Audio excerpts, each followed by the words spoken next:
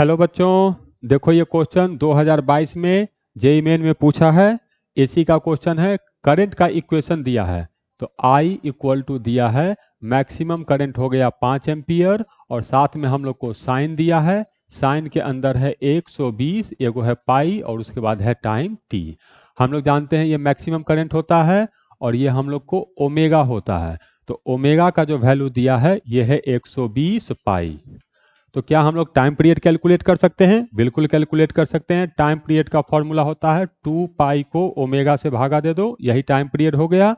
तो ये आ गया हम लोग को 2 पाई डिवाइडेड बाई 120 पाई, पाई से पाई कट गया तो ये आ गया 1/60 सेकेंड। ठीक, अब क्वेश्चन में हमसे कह रहा है कि how long will the current take to reach the peak value starting from zero. तो हम लोग जानते हैं ये एसएचएम का क्वेश्चन है और टाइम पीरियड कैलकुलेट करना है तो एसएचएम के जैसा इक्वेशन है तो हमेशा फेज को यूज करना चाहिए।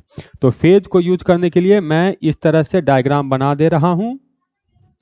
ये हो गया हम लोग को मीन करंट 0, ये हो गया हम लोग को माइनस आई नॉट और ये हो गया हम लोग को maximum current plus I not. अब कह रहा है यहां से करंट को यहां पहुंचने में कितना समय लगेगा। तो ये तो बहुत ही आसान सा क्वेश्चन है। यहां से करंट को यहां जाने में, फिर करंट को यहां जाने में, फिर करंट को यहां जाने में, फिर यहां से करंट को वापस यहां जाने में।